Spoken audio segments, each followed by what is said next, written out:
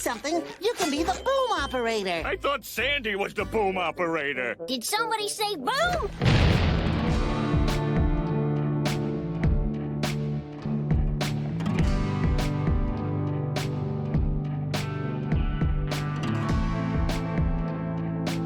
Hey everybody, welcome back to Movie Mayhem, where we talk about all things movie related. This week we have a very special episode because guess what? We both saw the new film Oppenheimer.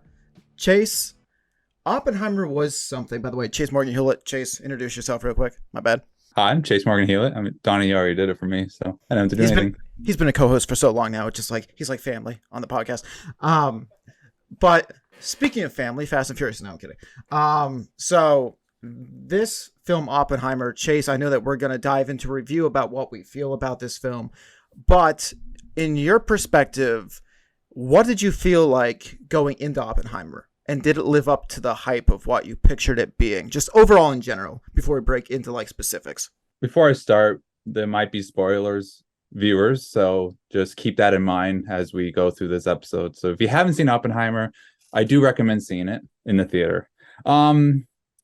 So Oppenheimer, you know, what's interesting is just like any director, Christopher Nolan is kind of hit and miss for me at times. I do like his movies, but there are movies of his that I don't really care for. Like, they were good and they did what they were supposed to do, but it just wasn't my type of film. Like, I like Inception, but I only can handle that movie so many times before it's like, okay, I don't need my mind to be twisted and ripped out of my head. Sometimes I just need to watch a film with good action, good story, good characters, yada, yada, yada. Oppenheimer, for me, I would give it an 8 out of 10. I did like it. Overall, was a good film. I'm a big history buff anyway. I love old history. I love history, including World War II history. So anything that has to do with that era, I do enjoy. I did think it was longer than expected. Now, I'm a man that my favorite movie's over 4 hours long. So time length never bothers me. And this was one of the few 3-hour movies that I felt it. I definitely felt the 3-hour hit. And usually films that are really good and have that 3-hour stretch, it usually doesn't feel like it's 3 hours. Like Braveheart, for example. It doesn't feel like 3 hours. You zip through that film so quickly and you're like, oh, it's already over. But I did like Oppenheimer for a few reasons, and then there were a few things that I wish they would have done more of. Because going into this, you're thinking, what history film has Christopher Nolan done before? And it's Dunkirk. And Dunkirk did really well at keeping you within the story, keeping you tensed up and on the edge of your seat because of the score. Now, Christopher Nolan, he sure picks people that do a good job with score. And with Dunkirk, had that time bomb or that timer going off throughout the whole film. Like, you kept hearing that within the score. So it kind of kept you on the edge of your seat. And there were 3 different time frames within that film, which also kind of kept you on the edge of your seat. This film didn't really do that. It was more, it really dived you into the science of it, and it dived you into the politics of it. So if you're going into this film thinking you're going to see a huge bomb go off, you're going to see violence and war, you don't see that. You see the politics side of what happens in war. And that's, honestly, sometimes that's just as ugly as actually seeing war. Now, I expected to see more about the Manhattan Project and more about the bomb than his trial. It seemed like, because when you started off with his trial. So you already started off after the bomb. Then you start before. And you kind of go back and forth between him building up to the moment where he supervises this making of the Manhattan Project. And then you get the black and white, which looked beautiful, of the trial that they thought he was part of the Communist Party and all that. So you kind of got both. And I did not expect the trial parts. I expected more of the bomb. And then there was a certain moment, and I don't want to go too deep yet, because I want you to kind of lead us into where you want to talk about. But there was a moment that I thought it was going to go, and it didn't go that way. And that kind of disappointed me. I really wanted to go that way because that would have been very interesting in my opinion. So as somebody that does love World War II history as well, I also thought about bringing Mike Karshner. By the way, anybody that knows Mike, you can look at some things on the channel that he's done and started and stuff like that. Mike, the true NPC in which he is. So to bring on Mike, because he was one that was really like, yes, I want to see this film, because he also studied physics and engineering and nuclear engineering and stuff like that. So it was interesting to see his perspective, because sitting next to him, he was just like, he'd nudge me and be like, yeah, we learned this in school. And yeah, we talked about this. And it's interesting because he was interested in the politics behind it too, because when he was taught about Oppenheimer, he also was taught about the trial. And he was taught like whether, because it is kind of a human rights issue what they were creating, which is this nuclear bomb. Like, okay, but it was interesting to see his perspective, being Mike's next to me. Now, when we dive in a little bit to the black and white you talked about, I thought was interesting for people that don't know or haven't seen it yet, that we're not like, I guess we are spoiling some things, but for people that are listening right now before the spoilers really start kicking in, the black and white's done really unique. Typically you think of the past being in black and white, but the present, and now let's not talk about like the year 2023 present. We're talking about the present in which the trial was. That was the present moment for that film. That was done in black and white, when Oppenheimer's life and like the past was done in color. So it was a very fascinating twist, because we've always seen it different. If you realize, and I was wondering how many times he would do it. He did it with fission and fusion, I believe. But just like Dunkirk, how he had like whether it was like the mole or at sea or whatever, like the different timelines, he put those two together down there. I was like, oh, okay, he's mixing in a lot of qualities from his former films. Like you can see callbacks to Inception, you can see callbacks to Dunkirk, you can see even callbacks to Tenet, which he just came out with 2-3 years ago now. So it was a lot of stuff. Everybody's saying it's his masterpiece because he put everything together. Typically with Nolan films, you could sit there and say, hey, the score was a little bit off. It was like too loud almost to counteract the audio. In this case, I thought he did a good job, whoever he hired or directed himself in the editing, of keeping that audio at least bearable in instances. So I think he got that quality down, which people have picked on Nolan for in the long run. Long-winded. I know I went into a lot of different things there. I apologize. But the perspective of Oppenheimer is something that I was interested in this film, because even though we learned about certain things, and Chase, I don't know how much you knew about Oppenheimer going into this, just the person himself and the trials and stuff. But I was wondering to see, the big question was, for me personally going into the theater, are we going to see it dropped on the Japanese islands? Were we going to see that? But it took an interesting perspective of, hey, we're not going to show anything that Oppenheimer himself did not see. So when it cuts to the radio, this is where the spoilers are kicking in. So I'm going to drop something down here below with the spoiler line. So we are now free to discuss, Chase. So Oppenheimer himself listened to the success of the bombing over the radio from Truman. And that's as far as they left that. And then they jumped into the post-bombing, and where he was praised as Times Magazine, like Person of the Year, the Scientist of Destruction, the Scientist of the Year per se. So to me, it was actually fascinating to see how they were going to portray that. And I didn't think it really turned me off as much not seeing it. Yeah, I kind of like that perspective of you just see what Oppenheimer sees. I did enjoy that. And the thing that I was talking about earlier that I thought it was going to go and it didn't, is that it haunted him. Because he wasn't cheering. He was like one of the only few in that town that was not cheering. And then he went to the gym and he was making that speech. He kept hearing the bomb. He saw that one lady, her skin was melting, and then he stepped on the ash body, the body that was just ash and a corpse. I was really hoping that, just like in the beginning when he was envisioning what the atoms and what all the scientific stuff does when it ignites, I was hoping that he would envision people burning, and because I knew that was coming, but it didn't go that way that well. It did it in the gym, and then that's it. And I was hoping that they can kind of explore that, because one thing that happens with war, and I've never experienced war, but PTSD and people being in shock, and I mean, imagine going through D-Day, Donnie, and surviving and remembering what happened and reliving it in your head while you sleep. I was hoping that they would explore that with Oppenheimer, because that was more interesting to me than the actual trial. Now, the trial is history, and I think it's good to involve that, but I was really hoping that they would just explore that more, because he had to be tormented by that idea. But they did involve that he was against the H bomb. So I did enjoy that. But do you agree with that? Like, I was hoping that they would, because that would be a good way to kind of bring not just science, but psychology into the mix, because Nolan already did a good job at kind of highlighting all the scientific process to making this bomb.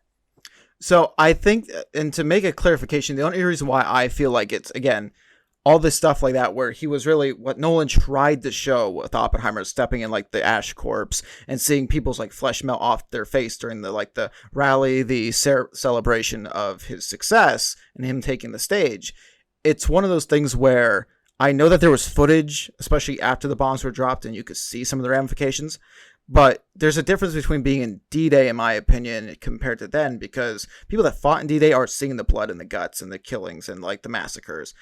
He more had a guilty conscience on his hands because he wasn't living that in first person per se. He was hearing clips of what his creation destroyed, but as far as visually seeing it, I guess we don't really know per se. It was more of a guilty conscience than this build up. And how do you really show that?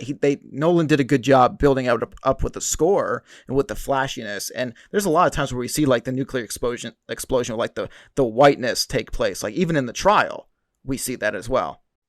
Yeah. To me, it's hard to show something of regrets when it's not PTSD as far as first person. In his mind, it was just knowing that it happened. Even if he had, because he knew what the bomb would have done to people. I mean, scientifically, he would have known. So if they would have just had a shot of something, I wish, like maybe what would be horrifying, this is horrifying, but the truth is like have like a little girl by the rails and just like seeing her just melt, or seeing a person, probably a girl, I would say that'd be more touching than seeing a man burn. But just to see that, I like where they went. I like how they did it. I just wish I would have saw more of that, because that, that would show the truth of how he felt. And so that was my one thing. The other thing that I noticed, and this is more me being a filmmaker than anything, and maybe it was just my screening because I saw it in IMAX at the middle of the theater at the perfect spot. I was literally dead center of that theater where the sound hit.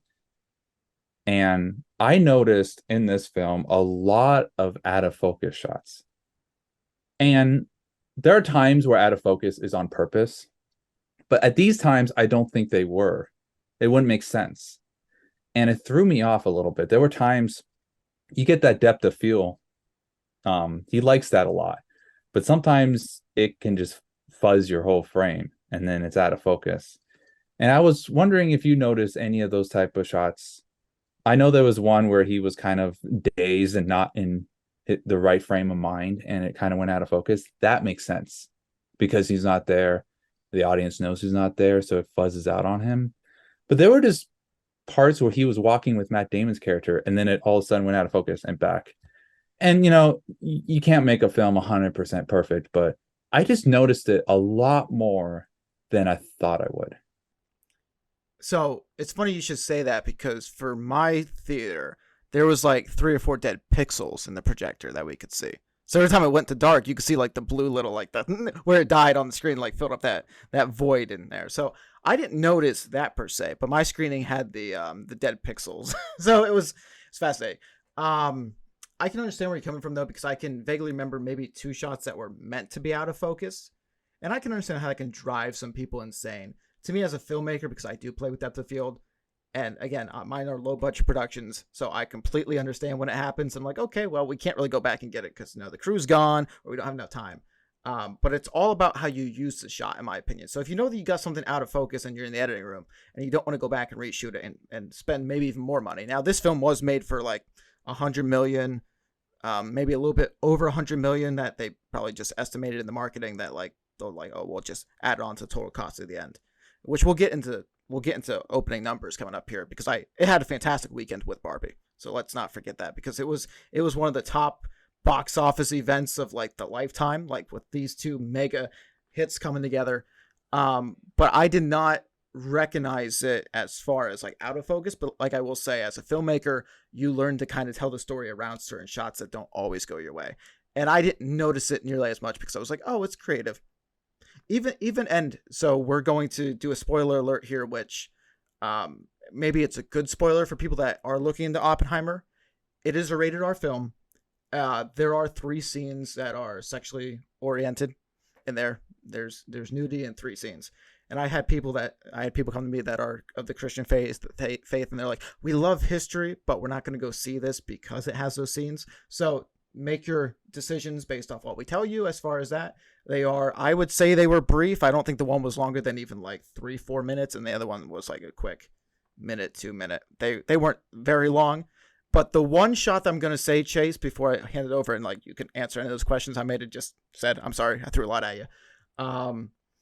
The one, though, shot was creative because it was from his wife, Oppenheimer's wife's perspective, which was a fascinating one. I don't always agree with nudity being in films as much as it is, but that was a creative twist to it. I believe that was the only legit reason to have nudity in this film was when his wife, who was Emily Blunt played, she was like re-envisioning him cheating, which I thought that was filmed brilliantly because it was uncomfortable, because the camera broke the 180, which breaking the 180 is fun because it went from one side of the guy went over the shoulder and then it moved over and Oppenheimer was naked.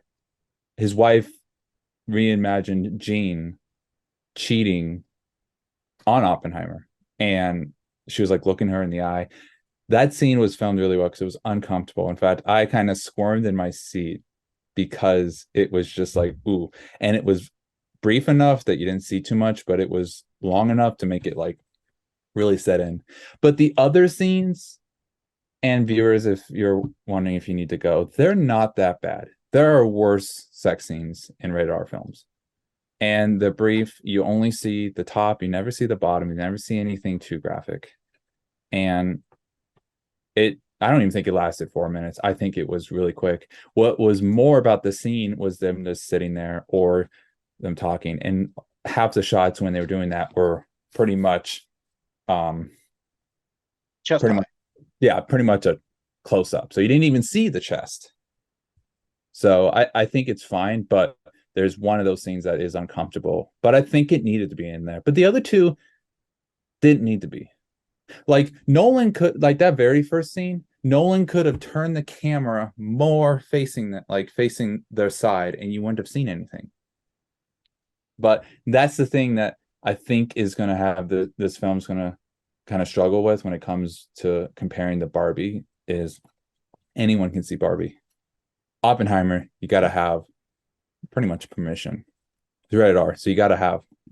Can't take your kid. You can't take someone that grew up with Barbie. Barbie also has a lining with toys, and God, I grew up with Barbie because I had a sister when I was a kid. So this is something that we all grew up with, but that's not what we're talking about today. But yeah, I don't think the scenes are as bad as I was expecting because I was warned, but that one was pretty uncomfortable, and I thought it was filmed very well. Well, see, there's always a creative, and you also have to balance, because anytime you talk about like nudity and stuff like that, like you could go back to the Greeks and Romans, and that was like art to, in that aspect.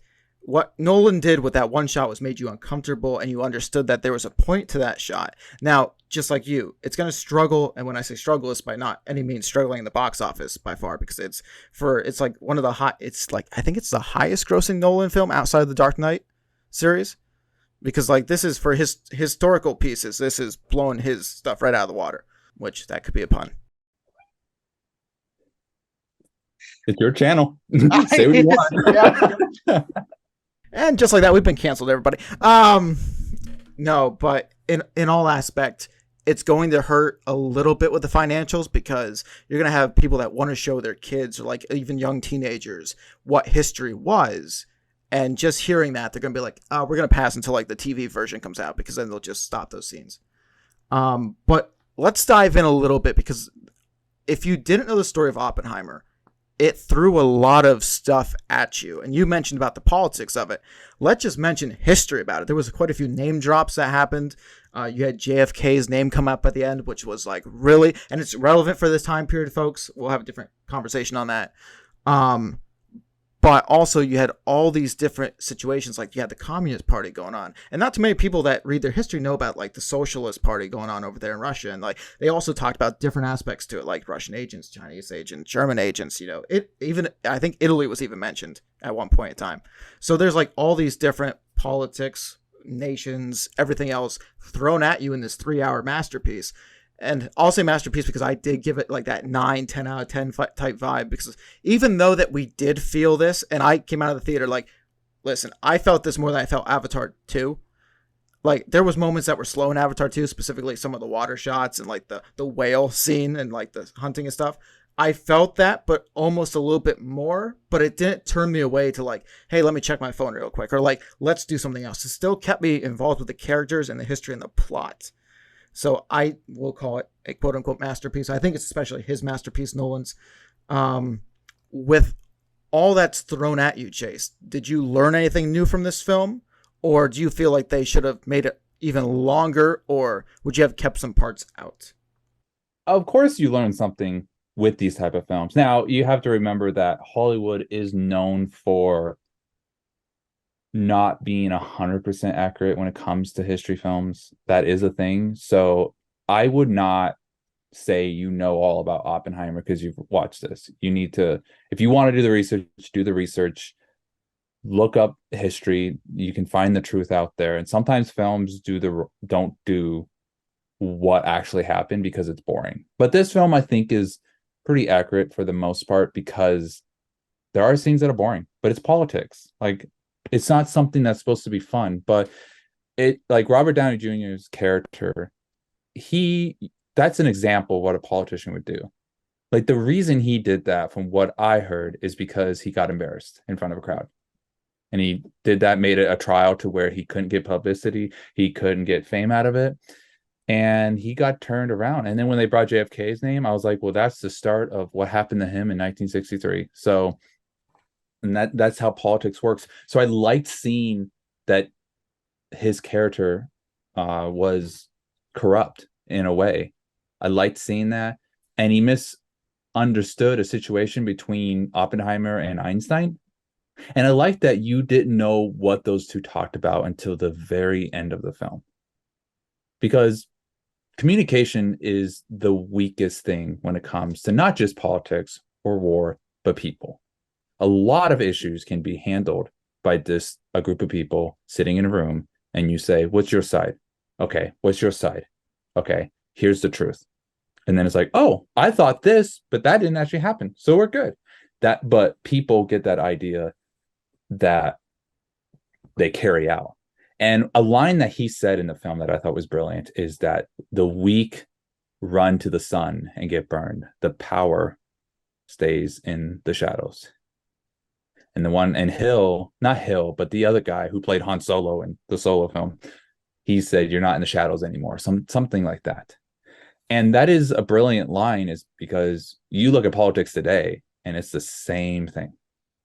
The one thing that hasn't changed in all of humanity and all of history is people. We are the same. And I liked that this, you listen to what Truman said in the film. He said, I don't give a rip. They don't give a rip who built it. Who they care about is who dropped it. And I dropped it. That was the whole thing. And that's the same with this film. This film is not about the Manhattan Project. It is not about that bomb. It is about everything around it. It's not about it at all. So viewers, do know that when you go into this film.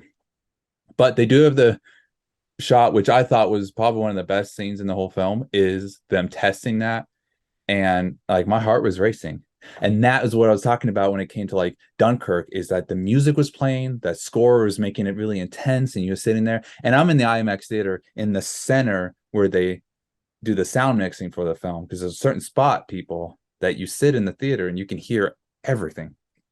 And when that bomb went off, there was like 20 or 30 seconds of dead silence, which is right because they're 10 miles from the site. So sound will not travel until that, and then it hit. Now, I wish that it would have hit more like it did in the beginning when they were showing the quote about Prometheus giving power to man and all that. And then when you saw Oppenheimer, you heard the explosion. I was like, that was intense. If that's intense, I cannot wait to hear what the bomb sounds like when they drop it. And it wasn't as intense as I was hoping. I was hoping it'd blow my eardrums out. So, but I do like that scene. I thought they did a fantastic job with that. And this thing's going to win for best sound. I'll bet money right now. I was surprised because the buildup was there, and the whole time I'm waiting for like the atomic bomb to just blow my eardrums out as well. But they chose silence in that moment. And I was like, that's fascinating because I prepped myself for the explosion just like it. And then you really didn't hear it until like really it was out of the blue. Like they really timed it so well where I'm like sitting back there. I was like, oh, I guess we're not going to hear boom, and just like, and it really, because again, they were playing along with like how many seconds it would take to travel the 40 some mile radius into which, and I was like, you know what, that's fascinating. So I was ready for it. So I'm not going to disagree with necessarily. I was expecting more from the explosion sound or like that little scene, but I do have to say the music build up, the score was amazing, even though that we all knew in the audience that it worked the test. And like that there was not going to be like any casualties or anything like that on American soil. It takes quite a skilled filmmaker and an editor and a sound mixer to build all that up and say like, hey, we're going to terrify the audience and make you worried about our main character when we already know the outcome. And I think that's a really strong filmmaker right there. That's smart. And it was very accurate on how that goes, because that's how it goes. Because you see the explosion and then you hear boom. So I think that's very accurate on itself. Now, something that I did think about, and I'm wondering if you agree with me. Now, the length is 3 hours, and you do feel the 3 hours. But what do you think about if Nolan maybe, and I don't know what he'd take out, but took out a little and made an extended edition later on? Because it's kind of like Lord of the Rings. You can have the diehard fans watch the extended and say, you don't watch the regular edition, you watch extended, and that's it. And then you have the people who are not as big of fans that are like, you know what, I can live with just a theater release.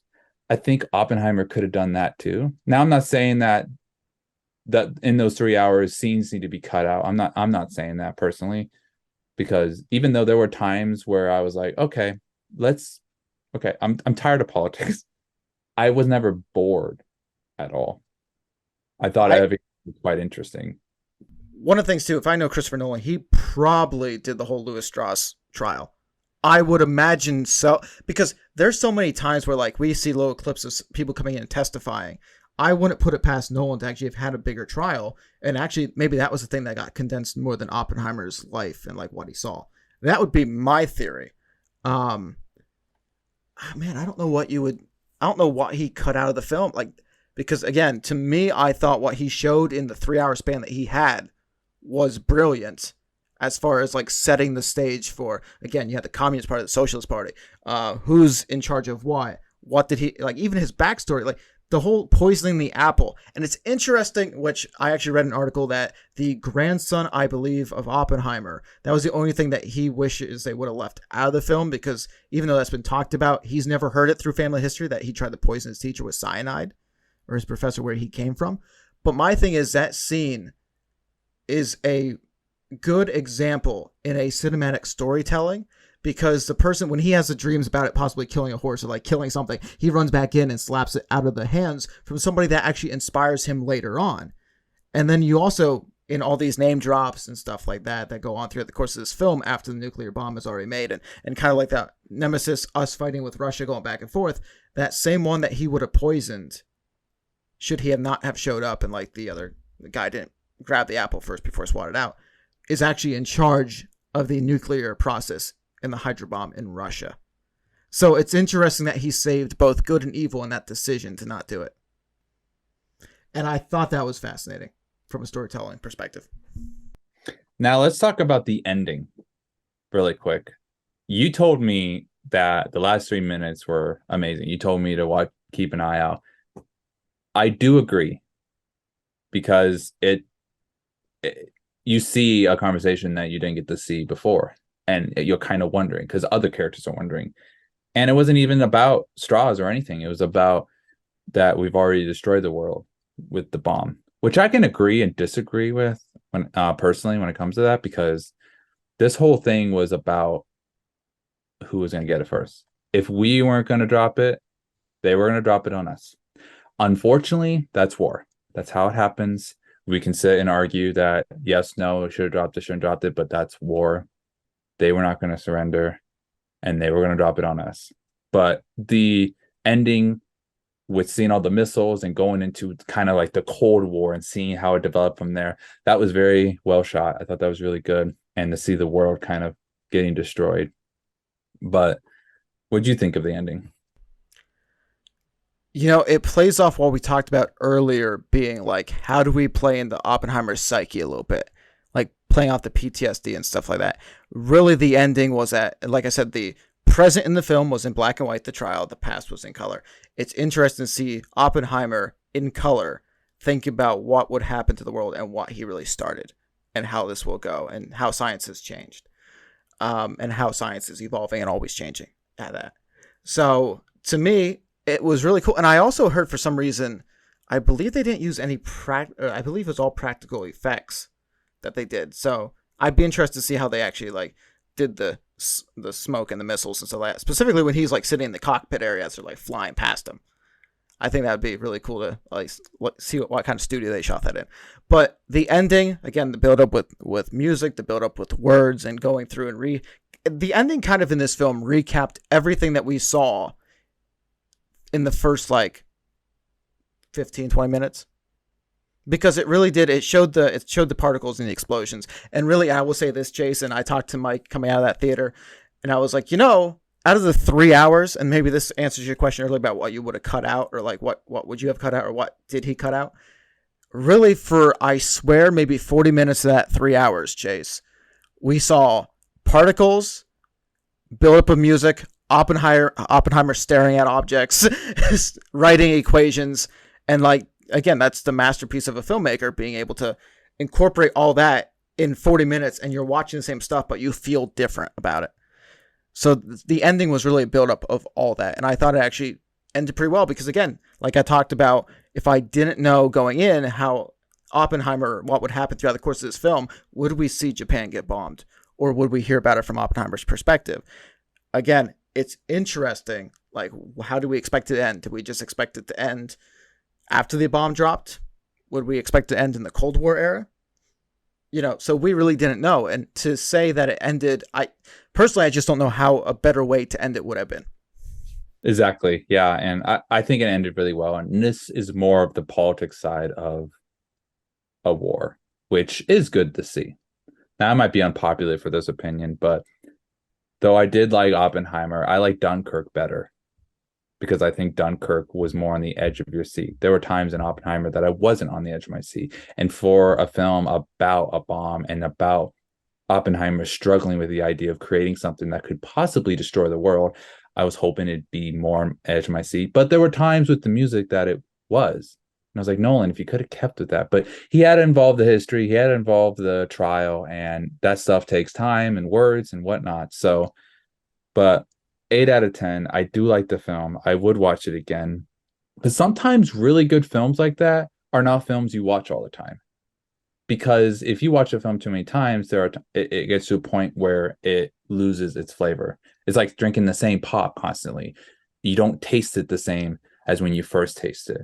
So like any of my favorite films, I don't watch really at all. In fact, I haven't seen any of my favorite films in a long time. But that's because when I watch them, they give me a feeling that no other film does. And it kind of reminds me of why they're my favorite. So that's the same with Oppenheimer. It's obviously not on my favorites list, but it's a really good film. It's just not a film you're going to watch all the time. And there's also films that I talk about, like, if I'm going to recommend a film to somebody, I'm going to be like, hey, this is a film that you must see in theaters because it's not the same as if you watch it from the comfort of your own home. I say the Avatar movies are an experience like that. I felt that Top Gun was an experience like that. I will go and I will tell you right now, audience that's tuning in, hopefully the spoilers didn't deteriorate half the crowd. Hopefully you guys came back and listened to the end of this. But I will tell you this is an experience in which you have to sit your butt in an IMAX theater or a theater near you and experience the true power of Oppenheimer and the score. I agree. I 100% agree. So if you guys get a chance to check it out, please go watch Oppenheimer while it's still in theaters. And if not, I'm sure it'll be out here on Amazon Prime to rent or buy at your pleasure here within the next few months. So Chase, thank you. This is Movie Mayhem. Chase, where can people find you at on Instagram or any social media? On Instagram at Chase Morgan Hewlett. We also have another podcast called The Golden Review, where we review classic films. That's also at The Golden Review, all lowercase. And yeah. Chase, thank you for joining me on another Movie Mayhem.